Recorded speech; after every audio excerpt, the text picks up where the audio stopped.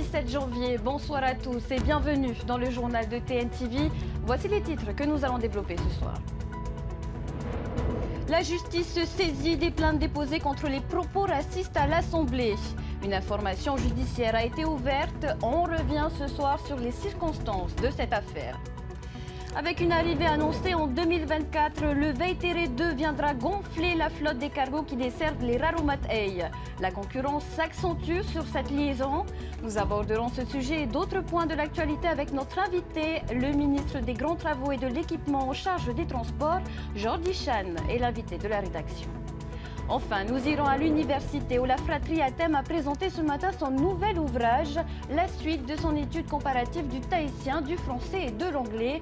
Un projet pour faire rayonner davantage le Réo Tahiti.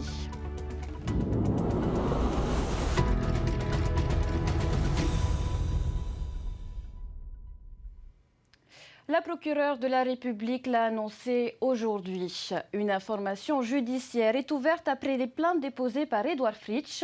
Ce dernier considère que des propos tenus récemment par des élus tavéniens à l'Assemblée sont de nature discriminatoire. Esther Cuneo et Emma Mathieu.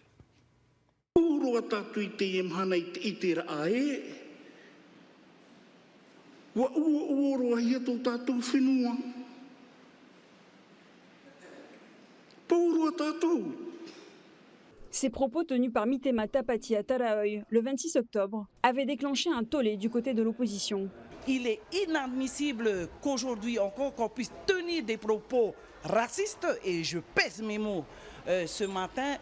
Edouard Fritsch a même déposé 2 plaintes les 20 et 22 décembre auprès de la procureure de la République. L'une d'elles vise aussi le ministre de l'Éducation et son analogie avec l'invasion des Arabes en France. Il n'y a pas eu de réaction contre la première déclaration. Il faut s'attendre à ce que maintenant tout le monde puisse parler ouvertement de cette espèce de racisme qu'il y a dans le pays. On ne peut pas laisser passer ce genre de déclaration. Certains Polynésiens sont aussi blancs que ceux qui viennent chez nous. Comment on fait pour faire la distinction?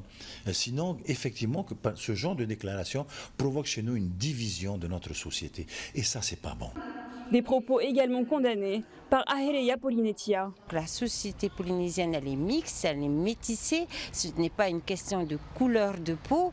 Et par contre, on rappelle à un respect de toutes les personnes qui vivent sur notre territoire. Et surtout à ce que la paix revienne et que ce genre de propos ne fasse plus partie du débat. Mais le chef de file autonomiste avait également envisagé un temps d'intégrer les propos d'Oscar Temaru lors de la journée des Nations Unies, 2 jours avant la sortie de Mitema Tapati. People from the Pacific around here, as today, I don't know, adopt a resolution, send it to the French government, to Macron. Tell to Macron to stop the invasion of our country. What about this not climate change, but demographic change? It is going on. One ticket to Tahiti, no return. Le parquet s'est en tout cas saisi du dossier avec l'ouverture d'une enquête visant le délit de provocation publique à la discrimination en raison de l'origine, l'ethnie, la nation, la race ou la religion. Une enquête qui vise plusieurs élus de l'Assemblée, dont vraisemblablement Oscar Temaru. Et si les propos de Mitema Tapati ne sont pas jugés racistes pour certains, l'élu Tavini a lui-même souligné dans une lettre adressée à la presse écrite qu'il avait bien parlé d'un Fénois blanchi. Des propos qu'il dit d'ailleurs ne pas regretter. Et sachez que le délit de provocation publique à la discrimination peut être puni d'une peine de 3 ans d'emprisonnement et d'une amende de près de 9 millions de francs. Penchons-nous à présent sur le secteur du transport maritime. Avec plus de 36 000 habitants recensés en 2022, les Rarumat Ey représentent près d'un tiers du fret insulaire ou fénois. 3 cargos desservent actuellement l'archipel et un petit nouveau devrait faire son apparition sur la ligne dès le mois de mai, de quoi augmenter considérablement la capacité de transport, mais surtout accentuer la concurrence. La famille Moari se diversifie. Spécialisée dans la pêche, elle se lance désormais un nouveau défi, le cabotage. Et c'est vers les Rarumat Ey que leur premier cargo, le Veytere 2, mettra le cap dès 2024. Actuellement en chantier en Pologne, ce navire d'occasion a été allongé de 15 mètres afin d'augmenter de plus de 700 tonnes la capacité de fret. C'est quelque chose que j'ai toujours voulu faire par le passé.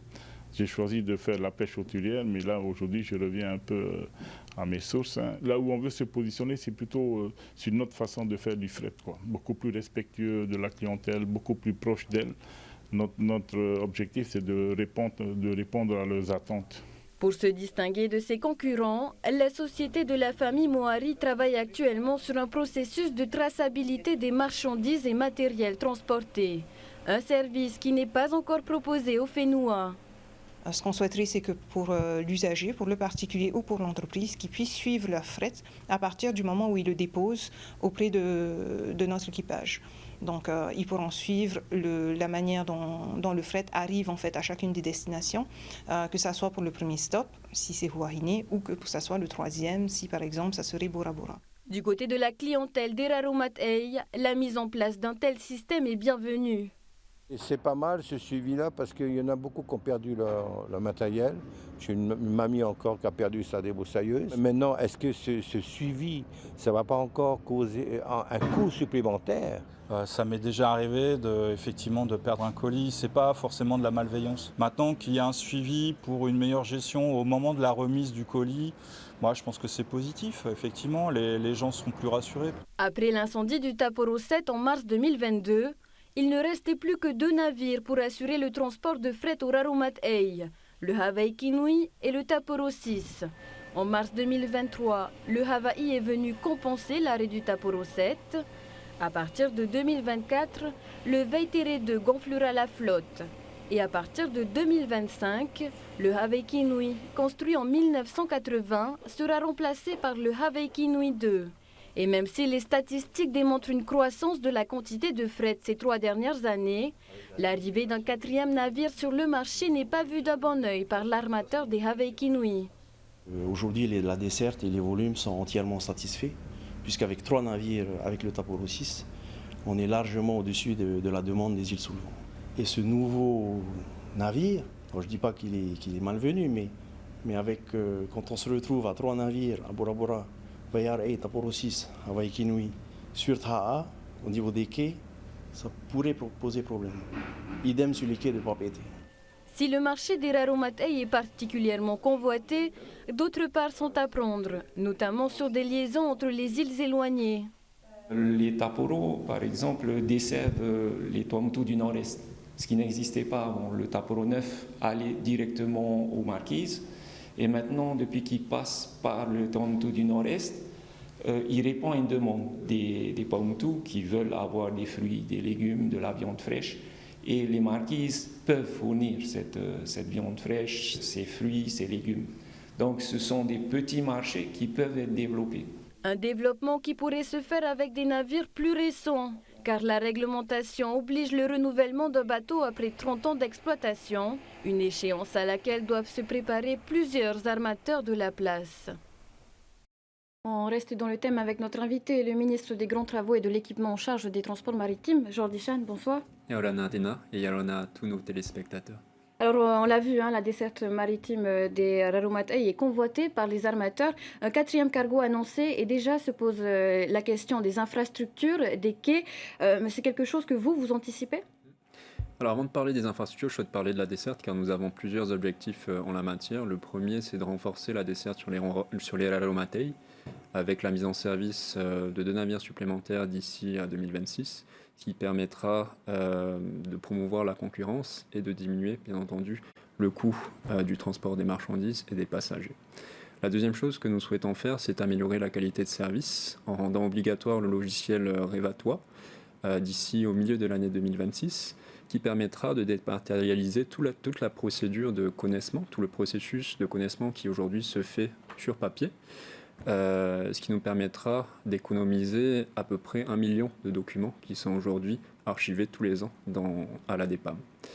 Maintenant, en ce qui concerne les infrastructures, nous allons construire les infrastructures nécessaires pour accueillir ces navires. Au port de Papeete, nous avons prévu de construire un nouveau quai, un quai de cabotage qui s'appelle le quai de cabotage numéro 6, qui est d'une longueur de 200 mètres et qui sera mis en service d'ici 2026. Nous allons également construire des hangars supplémentaires pour les amateurs afin d'améliorer leur capacité de stockage et de diminuer la coactivité à quai. Dans les îles, nous n'avons pas recensé de besoins supplémentaires pour le moment, à condition que les escales de cargo s'organisent d'une bonne façon. Et pour aider à le faire, nous allons mettre en service prochainement un téléservice qui s'appelle un téléservice escale, qui permettra aux armateurs de réserver à l'avance des emplacements à quai pour décharger et charger leurs marchandises. Et puisqu'on parle des aménagements portuaires, la CTC l'a pointé dans son dernier rapport, plusieurs opérations n'ont pas été menées durant la dernière décennie. Le fameux dock flottant, en l'occurrence, où en est-il ? Alors le dock flottant existant est la propriété de l'État. Et l'État aujourd'hui envisage de prolonger son exploitation au-delà de 2030. La problématique, c'est que certains armateurs ont des besoins qui ne sont pas assouvis par la capacité du dock existant, notamment les armateurs des navires de croisière qui ont besoin d'un outil de levage plus important. Le président a entendu ces doléances et a pour objectif de discuter avec l'État pour trouver un moyen de satisfaire à la fois les besoins de ces armateurs et les besoins des militaires. Pour revenir sur la desserte des Raromatei, selon vous, est-ce qu'il y a de la place pour tout le monde aujourd'hui ? Alors, je pense que si des nouveaux entrants sont prêts à investir des milliards de francs pour pénétrer le marché, c'est qu'ils ont bien fait leurs calculs. On sait aussi que les cargos qui vont faire la liaison entre l'Europe et la Polynésie seront plus gros dès 2025 en raison de nouvelles normes internationales concernant le fret maritime. Décarbonation du transport oblige. Il faudra donc une passe plus profonde. Ça prend du temps, ça coûte très cher. Est-ce qu'on ne se dirige pas vers un problème majeur ? Nous avons consulté les armateurs de la place, notamment la compagnie CMA-CGM, qui possède parmi les plus gros navires qui arrivent en Polynésie. Et nous avons planifié des travaux d'approfondissement de la place qui auront lieu d'ici 2026. D'après ces armateurs, ces travaux vont permettre d'accueillir les futurs navires qui seront mis en service par ces lignes. Donc des travaux qui seront lancés en 2026 ? C'est ça. On parlait dans le reportage précédent de la desserte maritime des Raromatei, mais comment rendre les autres archipels plus attractifs ? Alors, la problématique principale pour le gouvernement en matière de desserte maritime, c'est vraiment d'abord le renouvellement de la flotte maritime. Pourquoi ? Parce qu'aujourd'hui, on se rend compte que sur les 20 navires caboteurs dont nous disposons à travers le pays, la moitié ont un âge qui est supérieur à 35 ans, ce qui est très élevé. Le problème, c'est que plus les navires sont âgés, et plus il y a de pannes, et donc plus il y a de ruptures en matière de desserte. Donc le pays soutient activement la démarche des armateurs de renouveler leur flotte à travers notamment l'outil de défiscalisation locale. Et c'est ce que nous allons continuer à faire au cours des années qui viennent. Justement, avant de poursuivre sur cette thématique précise, j'aimerais que nous écoutions le président de la Société de navigation polynésienne, Tuteho Martin. Nous l'avons interrogé avec Andy. On l'écoute. Il s'agissait de renouveler la flotte qui était dite vieille. On a des navires qui sont plus de 40 ans, 40-45 ans. Voilà, donc le pays a voulu, entre guillemets, un peu forcer la main des armateurs. C'est à juste titre. Mais en même temps, ce qui s'est passé, c'est qu'il y a eu une guerre en Ukraine, les prix des chantiers ont augmenté, la demande a augmenté, et aujourd'hui, force est de constater qu'il n'y a pas eu de renouvellement. Les coûts ont augmenté. Les financements sont beaucoup plus compliqués avec la défiscalisation locale qui aujourd'hui fonctionne. Quoique là, pour 2024-2025, reste à voir ce qu'on fait. Et ensuite, la défiscalisation métropolitaine, là, il faut aller à Paris et négocier avec la France. Vous disiez juste avant que le pays continuera d'accompagner les armateurs. Le pays compte-t-il réduire les incitations fiscales ? Le pays compte fournir les incitations qu'il faut pour promouvoir le renouvellement de la flotte. Donc aujourd'hui, il n'est pas prévu de réduire les incitations fiscales dans ce secteur. Il y a aussi un enjeu environnemental, énergétique dans le renouvellement des vieux navires. Le Toa P4 sera d'ailleurs remplacé dès 2026 par le Nahiro épais, un cargo avec une turbovoile et des générateurs prêts pour le biocarburant. Plus gros que son prédécesseur, il devrait également émettre près de 50% de CO2 de moins que ce dernier. Ça rejoint l'objectif de l'Organisation maritime internationale concernant la réduction de gaz à effet de serre des navires. Quelle est la vision de la Polynésie dessus ? Le pays souhaite poursuivre cet objectif qui est important, qui est celui de la décarbonation. C'est une tendance que nous voyons à travers le monde et que nous souhaitons suivre. Pourquoi ? Parce que nous souhaitons développer un Fénois plus durable. C'est pourquoi, dans les appels à manifestation d'intérêt que nous lançons pour octroyer les aides à l'investissement pour l'acquisition de nouveaux navires, nous avons établi une liste de critères qui permettent de s'assurer que les projets qui seront sélectionnés répondront à des critères de protection de l'environnement. Donc c'est la raison pour laquelle le navire Nahiro épais est équipé de telles technologies, d'une technologie de propulsion vélique qui lui permet de diminuer sa consommation en carburant, mais également de technologies de propulsion qui sont plus efficientes en matière de consommation de carburant. Il y a un autre sujet que nous évoquions dans nos éditions d'hier soir, la nouvelle réglementation sur la circulation et le mouillage des navires à Raiatea et à Taha'a. C'est également le cas à Te Arapu West. Ça a inquiété, en tout cas au Raromatei, les acteurs du tourisme nautique. C'est nécessaire de réglementer aujourd'hui ? C'est nécessaire. Sans réglementation, le problème, c'est que tous les navires peuvent mouiller n'importe où et n'importe comment. Ce qui crée à la fois des désagréments pour les riverains, mais également qui peut causer des impacts négatifs sur l'environnement. Avec la réglementation que nous avavons mise en place, à Raiatea Taha'a, mais également à Te Arapu West, nous pouvons définir des zones de mouillage pour les grands navires, les navires de plus de 7,50 m de longueur, qui seront restreintes en matière de quantité de navires et en matière de durée de stationnement. Et pour tous les navires qui sont d'une longueur inférieure à 7,50 m, cette réglementation ne s'appliquera pas à partir du moment où les navires stationnent moins de 24 heures. Donc ça ne concerne pas la majeure partie des navires locaux. Merci pour tous ces éléments de réponse. Merci d'avoir accepté notre invitation. Maruru. On parle de transport, toujours. Une mission d'information flash a été formée ce mercredi à l'Assemblée. Son but, évaluer le fonctionnement et l'efficacité des transports scolaires au Fénois. Le grand public sera également consulté. Laure Philibert et Matai Horei nous en disent plus. Comment rendre plus performant le réseau de transport scolaire au Fénois? C'est la question soulevée par la commission de l'éducation à l'Assemblée. Question d'autant plus d'actualité après le refus du réseau de transport urbain à Moorea de reconduire son contrat. Horaires, sécurité, ponctualité, routes engorgées, mais aussi pénibilité du métier pour les chauffeurs.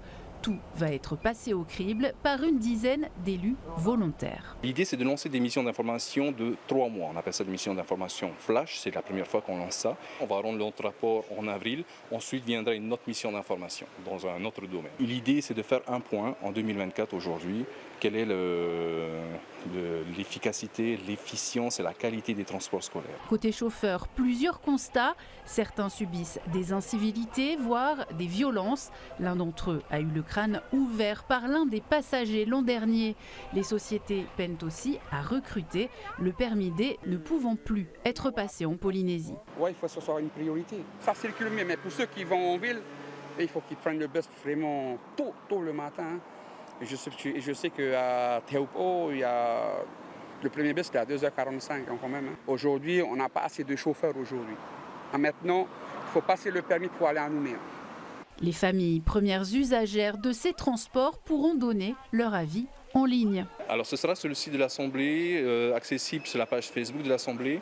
Pour les archipels et les communes éloignées, nous allons essayer de négocier avec le SPCPF et nos maires des îles éloignées s'ils peuvent mettre à disposition le questionnaire au format papier pour la population. Hors Tahiti et Moorea, la situation dans les îles et archipels sera également évaluée. Dans un second temps, les élus s'intéresseront aux transports scolaires, maritimes et aériens.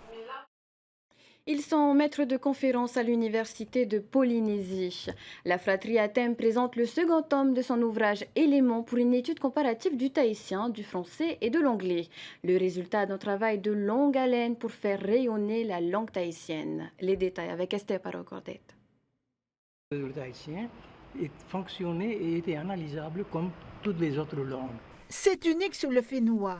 Les membres d'une même famille, spécialisés en civilisation, littérature et linguistique française, anglaise ou encore américaine, croisent leurs points de vue pour placer le Réo Tahiti au même niveau que le français et l'anglais.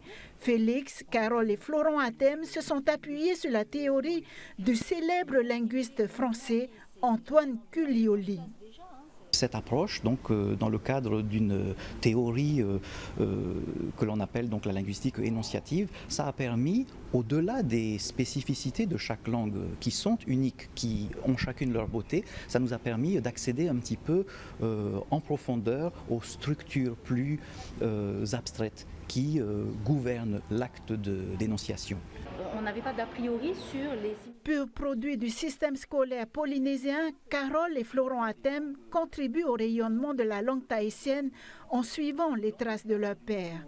Leurs recherches prennent leur source dans les travaux de Félix Athème, qui dans les années 70 avait émis l'idée au fondateur de l'Académie tahitienne de suivre la théorie des opérations énonciatives, qui favorise le passage toujours délicat d'une langue à une autre. Dans l'équipe de recherche à laquelle j'avais appartenu, on étudiait déjà différentes langues. Et je me suis dit, en discutant avec mes collègues de l'époque, que ça pouvait peut-être être possible aussi en tahitien. Ils m'ont dit tout à fait. Donc j'ai commencé à réfléchir, à appliquer ce que nous faisions sur les autres langues. Et ensuite, alors, j'en ai parlé à ma côté-vanée qui a voulu absolument qu'on fasse la même chose pour montrer que le tahitien est une langue comme toutes les autres. Le projet est né dans les années 70, mais c'est vrai que pour nous c'était important de pouvoir contribuer à ce travail en tant qu'enseignant. Ça fait plus d'une vingtaine d'années maintenant qu'on enseigne, en tant que locuteur aussi des trois langues, en tant qu'enfant du fénois, parce qu'il s'agissait de faciliter si possible l'enseignement de ces langues. Très technique, ce deuxième tome permettra d'enrichir avant tout les connaissances des enseignants. Comment utiliser les données théoriques qui existent effectivement dans ce tome, particulièrement liées à l'analyse comparative des langues, et voir de quelle manière nous allons transposer cela didactiquement au niveau de nos classes, particulièrement dans le premier degré. Cette étude comparative du tahitien, du français et de l'anglais est offerte à titre gracieux aux Polynésiens. On termine au Raromatei à Bora Bora. L'ancien hôtel Le Méridien rouvrira ses portes au mois de juin. Mais avant, il faut recruter. 230 postes sont à pourvoir. Hier, un job dating était organisé et les candidats ont été très nombreux. Jessica Doucet était sur place, regardez. La file est longue. Plus de 600 candidats espèrent décrocher un emploi. 230 postes sont proposés par le Westin Bora Bora Resort and Spa. CV et lettres de motivation à la main, ils vont tenter de convaincre au cours d'entretien express les deux recruteurs de l'établissement. Il y a 5 mois de ça, j'ai fait un CDD au Conrad Bora Bora en tant que standardiste. Du coup, je suis venue tenter ma chance également en tant que standardiste au Winter. Mais en voyant ce monde, je doute d'avoir de la chance, mais j'espère quand même avoir de la chance pour pouvoir au moins avoir un petit contrat. Pour l'instant, un poste de chef de rang, pourquoi pas, et après par la suite, en obtenant plus d'expérience, pourquoi pas un poste de superviseur. T'as quel âge? J'ai 21 ans, je viens tout juste d'avoir il y a 2 jours. 4 restaurants à thème, 142 bungalows, des activités diverses. Les offres de postes sont variées. Jean-Marie était l'un des employés de l'hôtel sous la bannière Le Méridien avant qu'il ferme en 2018. Il compte sur ses 22 ans d'expérience pour se distinguer des autres. Je suis venu là pour demander encore une deuxième chance, soit pour travailler encore. Moi, j'ai l'expérience pour le domaine de la restauration, donc j'ai travaillé pendant 22 ans au petit déjeuner. Et donc, voilà, maintenant, j'attends la réponse. Face au succès de ce type de recrutement, les CV et profils de chaque candidat seront de nouveau épluchés pour n'en garder que les meilleurs. On a la chance d'avoir des CV variés, ce qui va faire la différence. C'était aussi le comportement des collaborateurs qu'on a pu voir, la qualité du CV, mais c'est surtout aussi le tempérament et savoir s'ils parlent bien anglais et s'ils peuvent valoriser la culture polynésienne pour nos clients qui vont être 80% américains. Dans 3 3 semaines, les premiers candidats retenus seront contactés. Ils suivront ensuite une formation dispensée par le groupe Marriott. L'ouverture de l'hôtel est prévue au mois de juin. Voilà, c'est la fin de cette édition d'information. Merci de l'avoir suivi. Dans un instant, TNTV vous propose de plonger dans le bleu étincelant des Tuamotu à Tikehau. Juste après, rencontre avec l'artiste peintre Jean-Luc Bousquet, puis place à votre série Station 19. Agréable soirée à tous. Rendez-vous demain, même heure, même chaîne. Retrouvez ce journal en replay sur notre site internet et notre application mobile TNTV.